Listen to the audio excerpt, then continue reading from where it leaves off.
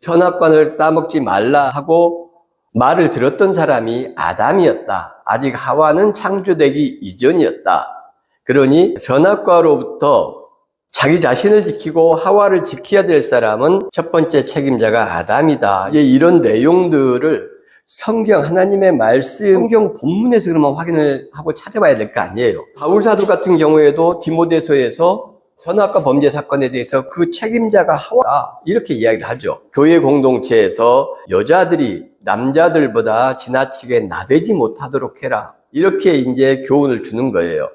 그럼 바울은 정말로 아담이 책임이 아니라 하와가 책임이라고 생각을 했느냐? 바울이 그러면 성경을 제대로 해석하지 못했단 말인가? 의문이 하나가 가고, 또 하나는 그럴 리가 있나? 바울은 바로 해석하셨을 거야. 전제를 깔고서 그럼 왜 교회 공동체에서 여성들이 나서지 못하도록 될 수 있으면 여성들을 제어하고 통제하려고 했을까? 그렇게 하라고 디모데에게 목회적 충고를 했을까? 이게 또 의문스럽죠. 본인이 성경에서 발견한 것과는 다른 것을 디모데에게 이야기하면서 성경의 해석이 이러하니 이렇게 목회를 해라. 이렇게 말씀하신 거잖아요. 이렇게 명백한 상황을 여자에게 책임을 전가했을까?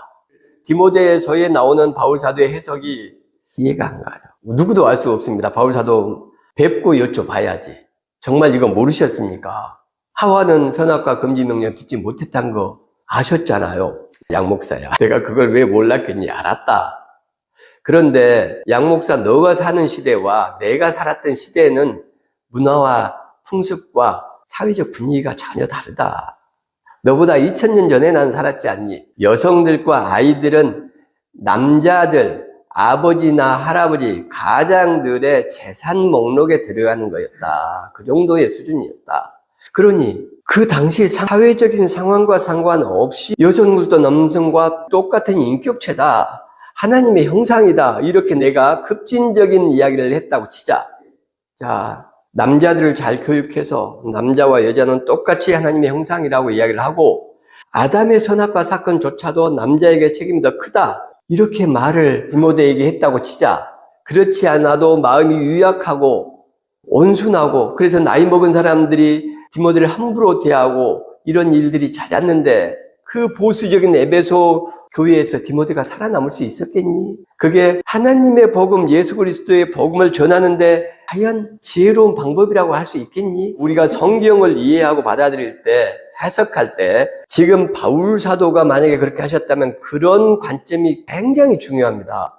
성경을 문자적으로 적용하지 않고 성경의 이 문자적인 의미보다 훨씬 중요한 것은 지금 이 시간과 공간을 살아가고 있는 한 사람입니다. 하나님의 아들이 성경 말씀을 위해 죽으셨습니까? 예수 그리스도 하나님의 아들로 고백한다면 어떤 것도 그 하나님의 아들 예수 그리스도보다 존귀하지 못하고 더 영광스럽지 못하고 비교 대상이 없습니다. 예전 무슨 전통 교리 그것이 예수님보다 소중하고 존귀하고 지켜야 될 엄청난 책임과 의무가 있는 것입니까? 아닙니다.